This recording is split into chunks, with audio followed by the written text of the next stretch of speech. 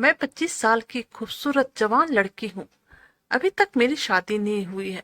मैं अपने घर में बिल्कुल अकेले ही रहती थी, क्योंकि मुझे अकेले रहना पसंद था। लेकिन ऑफिस के काम के साथ साथ घर के काम करने में भी मुझे बहुत ही परेशानी होती थी। इसलिए मैंने एक नौकर को अपने घर में रख लिया। वह नौकर मेरे घर का सारा काम करता था। मैं घर के मामले से फ्री थी। लेकिन इधर कुछ दिनों से जब मैं रात में सोई तो मुझे कुछ भी होश नहीं रहता था। खाना खाने के तुरंत बाद ही मैं बेहोश हो जाया करती थी। एक दिन मैंने वह खाना नहीं खाया और फिर अचानक से आधी रात में मेरे साथ जो हुआ उसे सुनकर और जानकर आपके होश उड़ जाएंगे। मेरा नाम नेहा है। मैं 25 साल की खूबसूरत लड़की थी। मैंने बहुत अच्छी तरीके से अपनी पढ़ाई की थी, इसलिए समय के पहले ही मुझे पढ़ाई खत्म होने के बाद ही नौकरी भी मिल गई। आज संडे का दिन था। मैंने सोचा घर का सामान ले आती हूँ, क्योंकि सारा काम मुझे अकेले ही करना पड़ता था। ऑफिस के साथ साथ घर को संभालना मामूली बात नहीं होता है। इसलिए मुझे संडे को जब भी टाइम मिलता था, मैं एक सप्ताह का राशन सब्जी वगैरह सब लाकर रख देती थी। आज मैं मार्केट गई थी और मैं घर के लिए काफी सारा सामान खरीदे, और फिर जब मैं उसे लेकर वापस घर आने लगी तो इतनी तेज गर्मी के कारण मुझे चक्कर आने लगे। मेरी आंखों के आगे अंधेरा छा गया था। मैं किसी तरह संभल कर अपने घर आने की जल्दीबाजी में थी। अभी मैं घर में आ ही रही थी कि मुझे एक आदमी से धक्का लग गया और मेरा पूरा सामान सड़क पर बिखर गया। मुझे काफी शर्मिंदगी का एहसास हुआ, क्योंकि इसमें सिर्फ मेरी ही गलती थी। वो आदमी सही दिशा में जा रहा था। गर्मी के कारण मैं पूरे पसीने पसीने हो रही थी। मैं जल्दी से आदमी से माफी मांगी और कहा, मुझे माफ कर दीजिए, मैं आपको देखा नहीं, क्योंकि मेरी आंखों के आगे अंधेरा छाने लगा था। उस आदमी ने मुझे कहा, बहन आप मुझे माफ कर दीजिए, क्योंकि मेरे कारण ही आपके सारे सामान सड़क पर बिखरे गए हैं। फिर उस आदमी ने सारा सामान उठाकर वह थैला अपने हाथों में ले लिया और मुझे कहने लगा, बहन जी मुझे काम की बहुत जरूरत है। मैं काम के लिए इधर से उधर भटक रहा हूँ। मैं पहले एक दुकान पर नौकरी करता था, लेकिन फिर वह दुकान बंद हो गई और मैं बेरोजगार हो गया हूँ। मैं हर दिन काम की तलाश में रहता हूँ कि मुझे कोई भी काम मिल जाए, जिसे करके मैं 4 पैसे जमा कर पाऊँ, क्योंकि मुझे पैसों की बहुत जरूरत है। लेकिन मेरी उम्र देखकर मुझे कोई भी काम नहीं देता है, और इस कारण से मेरी जिंदगी अब दिन पर दिन बदतर होती जा रही है। आप मुझ पर थोड़ी सी मेहरबानी कर दीजिए। आप जो भी काम कहेंगे मैं कर दूंगा। अब उस आदमी ने जबरदस्ती मेरे हाथ से सामान का थैला पकड़ लिया और मुझे कहने लगा, लाइए बहन जी, मैं आपको आपकी गाड़ी तक छोड़ आता हूँ। आप मुझे कुछ पैसे दे दीजिएगा। मैं उसे हैरत भरी नजरों से देखने लगी। मुझे उस पर बहुत ही रहम आ रहा था, क्योंकि वह तो मेरे पापा की उम्र का था।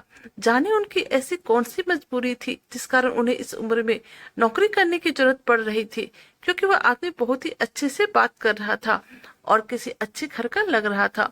हालात ने उन्हें स्टेज पर पहुंचा दिया था, जिस कारण वह मुझे नौकरी मांगने पे मजबूर हो गया था। मैंने उन्हें कहा, ठीक है, मैं आपको अपने घर के कामकाज के लिए रख लेती हूँ, क्योंकि मुझे एक ऐसे इंसान की जरूरत है जो मेरे घर का सामान ले आए और छोटे बड़े काम भी कर दे। अगर आपको कोई ऐतराज ना हो तो आप मेरे साथ चले। मेरी बात सुनकर उस आदमी के चेहरे पर मुस्कुराहट आ गई। मैंने उस आदमी से उसके घर के बारे में पूछा तो उसने बताया, वह दूसरे शहर में यहाँ नौकरी करने के लिए आया है। उसकी एक 18 साल की जवान बेटी है। उसे उसकी शादी की बहुत ही फिक्र है। वह इसलिए इस उम्र में इतनी मेहनत करना चाह रहा है, ताकि वह चाहता है कि उसकी बेटी की जिंदगी की सारी खुशियां मिले और उसकी शादी बहुत ही अच्छे घर में हो जाए। उसकी बातें सुनकर मेरी आंखों में आंसू आने लगे और फिर मेरे सामने मेरा अतीत मेरी आंखों में वापस आ गया। मेरी आंखों से आंसू बहने लगे। फिर मैं अपने आंसू पहुंचे और उससे कहा कि आप बिल्कुल निश्चिंत रहिए, आपकी बेटी की शादी बहुत ही धूमधाम से होगी, सब ठीक हो जाएगा। घर आकर मैंने उस आदमी को घर के थोड़े बहुत काम समझाए। मैं उससे आदमी के घर की सफाई का काम भी करवाना चाहती थी, क्योंकि साफ सफाई का समय नहीं मिलने के कारण मेरा घर बहुत ही गंदा हो जाता था। मैं साफ सफाई करना चाहती थी, लेकिन मेरे पास टाइम ही नहीं रहता था। ऑफिस के ही इतने सारे काम रहते थे, मुझे घर की सफाई हो ही नहीं पाती थी। उस आदमी ने मुझे बताया वो बहुत ही अच्छा खाना भी बना लेता है, क्योंकि उसके कुछ दिन तक एक होटल में भी काम किया था, जिस कारण उसे खाना बनाने की अच्छी जानकारी थी और वो अपनी खुशी से मेरे लिए खाना भी बना दिया करेगा। मैं खुद एक नौकरी करने वाली औरत थी, इसीलिए मैंने उस आदमी से कहा, अब आप इस घर की सारी जिम्मेदारियां संभाले। मैं आपको बहुत अच्छी तनख्वाह दूंगी। मेरे पास पैसों की कोई कमी नहीं थी, लेकिन मैं अकेली जिंदगी गुजार रही थी और नौकरी के साथ साथ घर की देखभाल करते करते मैं बहुत थक जाया करती थी। इसलिए मैंने उस आदमी को खुशी खुशी काम पर रख लिया था, क्योंकि वो मुझे बहुत ही भला इंसान लग रहा था। उस आदमी को मैंने घर में एक कमरा दे दिया, क्योंकि इतने बड़े घर में मैं बिल्कुल अकेली रहती थी। मेरा कोई दोस्त भी नहीं था जिसे कि मैं अपने साथ घर पर रखती। बहुत साल पहले मैं अपने माँ बाप को छोड़कर अलग हो गई थी, क्योंकि मेरे पापा के आदेश हम बेटियों के लिए बहुत ही कड़ाई वाले थे। मुझे घर के चार दीवारों के रस्मों रिवाज बिल्कुल भी पसंद नहीं थे। मेरे पिताजी ने मुझे बहुत ज्यादा पढ़ाया लिखाया था, लेकिन वो मेरी नौकरी के खिलाफ थे और वो चाहते थे कि मैं पढ़ाई पूरी करते ही उनकी दूर की बहन के बेटे से शादी कर लूं। पिताजी ने मेरी बहुत बड़ी तीन बहनों के साथ भी वही किया था। जैसे उनकी पढ़ाई खत्म होती पापा उनकी शादी कर देते थे, लेकिन मैंने पापा का कहना नहीं माना। मुझे बिल्कुल पसंद नहीं था कि पढ़ाई खत्म होती ही मैं शादी कर लूं, क्योंकि मुझे पढ़ाई खत्म करने के बाद नौकरी करनी थी और कुछ दिनों के बाद ही शादी करनी थी। मैं अपनी जिंदगी में ये सब नहीं चाहती थी और मेरा इतना जल्दी शादी करने का कोई इरादा भी नहीं था। मैं अपने पैरों पे खड़ी होना चाहती थी, अपनी एक अलग पहचान बनाना चाहती थी। जब मैंने अपने पिताजी की बात नहीं मानी, तब मेरे पिताजी ने मुझे कहा, ठीक है तुम जाओ, और जब दुनिया की रंगोलियों से थक जाओगी तब तुम्हें अपने पापा की याद आएगी। और शायद पापा ने बिल्कुल ठीक ही कहा था। अब मुझे अक्सर अपने पापा की बात याद आती थी, क्योंकि जब भी मैं शाम को थकी हारी घर लौटती थी तो मुझे अपने पापा मम्मी की बहुत ही याद आती थी। मेरे मम्मी पापा ने हम चारों बहनों को बहुत ही लाड प्यार से पाला था। हमेशा हम लोगों को पलकों पर बिठा कर रखते थे। मैंने कभी घर का काम काज नहीं किया था, लेकिन जब से मैं अपने माता पिता से लड़कर घर छोड़कर आई थी, मुझे सब कुछ खुद ही करना पड़ता था। और धीरे धीरे मुझे एहसास हुआ था कि मेरे माता पिता ने मुझे किस तरह दुनिया की सर्द गर्म हवा से बचा कर रखा था। अपने डिग्री के बल पर मुझे एक बहुत ही अच्छी कंपनी में नौकरी मिल गई थी। आज मेरे पास सब कुछ था, लेकिन फिर भी मैं बहुत दुखी थी, क्योंकि मम्मी पापा मेरे साथ नहीं थे। मेरी जिंदगी पे खालीपन सा आ गया था। लेकिन फिर भी एक पल मुझे यह भी लगता था कि मैं घर छोड़कर बिल्कुल सही फैसला लिया था। अगर मैंने वह घर नहीं छोड़ा होता तो शायद आज मैं इतनी बड़ी कंपनी में काम नहीं कर रही होती। फिर भी मुझे अपने माता पिता की याद बेचैन कर देती थी। मैं खुद ही रोती थी और खुद ही अपने आंसू पोंछ लेती थी, क्योंकि मेरे आंसू देखने वाले मेरे सामने मेरे माता पिता नहीं थे। घर पर तो मेरा चेहरा देखकर ही मन समझ जाती थी कि मुझे क्या हुआ है, लेकिन आज मैं बिल्कुल अकेली हो गई हूँ। मेरे पिताजी करते थे कि लड़कियों की नौकरी करने के बाद भी शादी करनी होती है, तो अच्छा यह है कि मैं कुछ अच्छे लड़के देखकर तुम्हारी शादी कर दूं। तुम विदा होकर अपने ससुराल चले जाओ, उसके बाद तुम्हारा जैसा मन हो वैसा करो।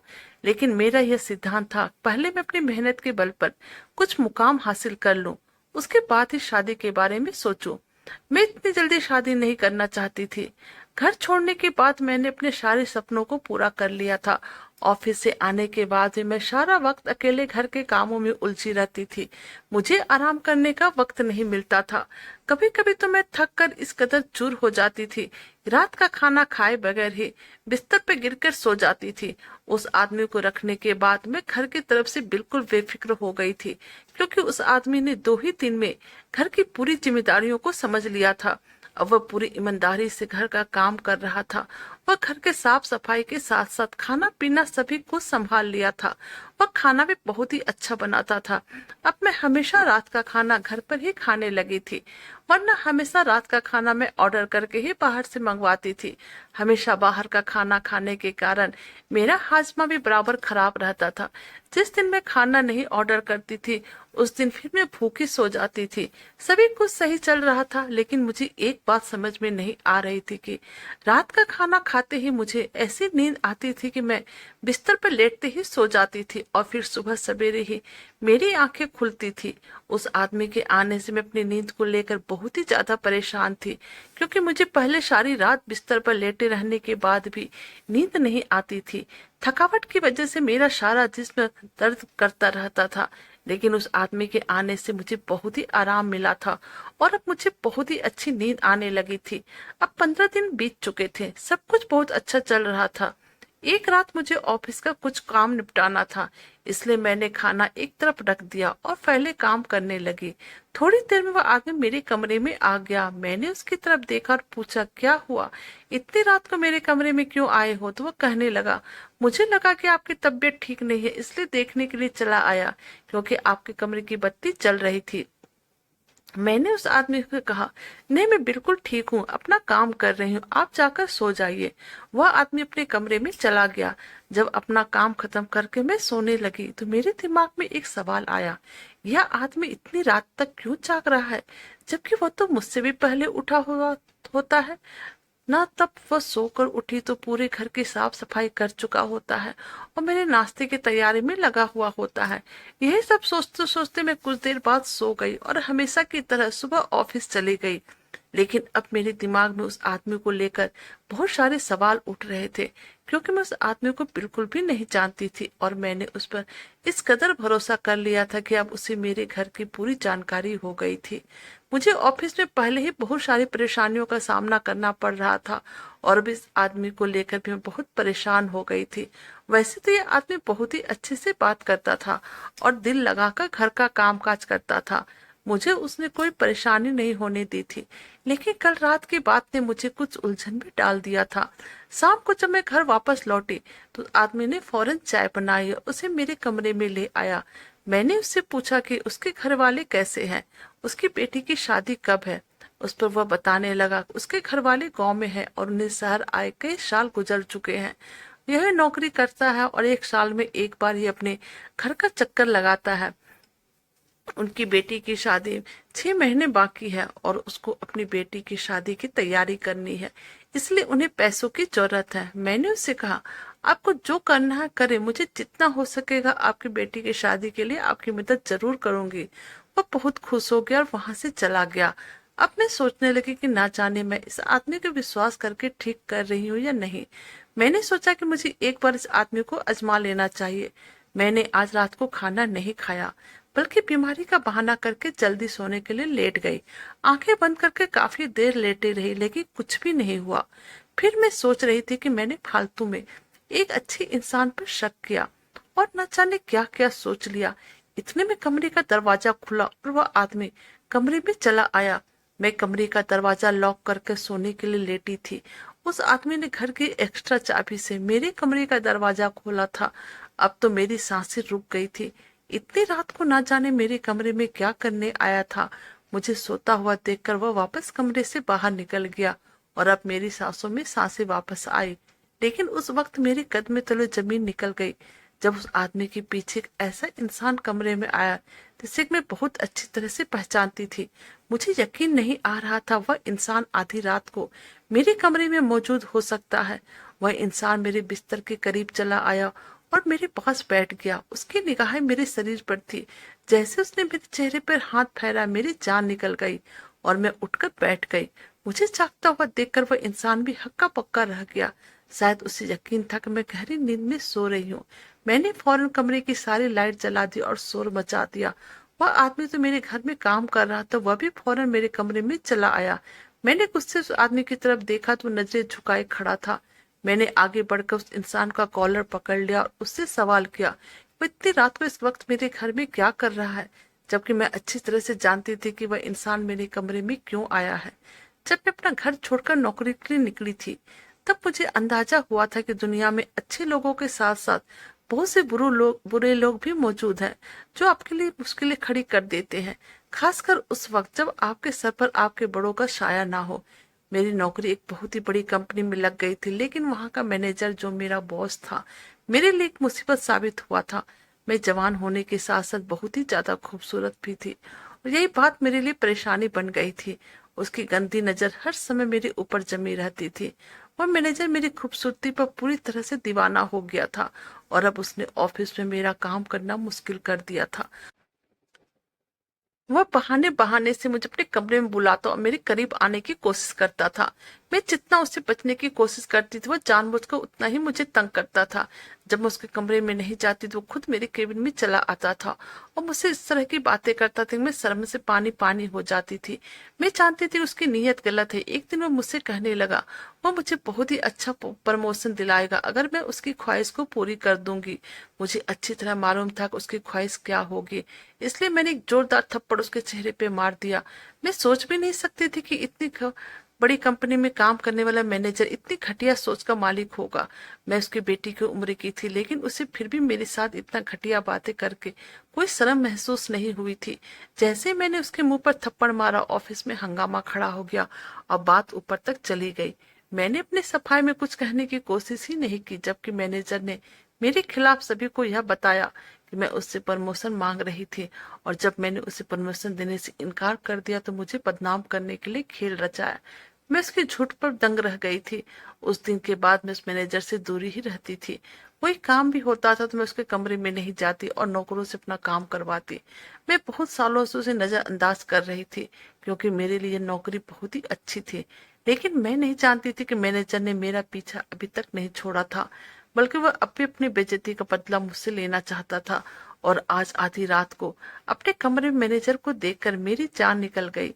वह इस कदर बेशरम निकलेगा कि इतनी आधी रात को मेरे घर आ गया था।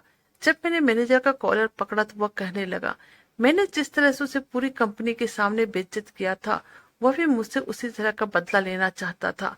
मैनेजर को बहुत अच्छी तरह मालूम था कि मैं घर में अकेली रहती हूँ। उसने मेरे बारे में सब कुछ मालूम कर लिया था और मैं घर के कामकाज करने के लिए नौकर को रखना चाहती हूँ। उसने जानबूझकर अपने नौकर को मेरे रास्ते में भेजा और वह मेरे घर तक पहुंच गया। वह आदमी जो मेरे घर नौकरी कर रहा था मैनेजर का नौकर था और उसके कहने पर मेरे घर आया था। थोड़ी देर में उस आदमी ने मेरे घर की एक एक बात मैनेजर को बता दी थी। वह जान गया था कि वह बहुत ही आसानी से मेरे घर कमरे तक आ सकता है। मैनेजर मुझे अपनी ख्वाहिश का निशाना बनाना चाहता था।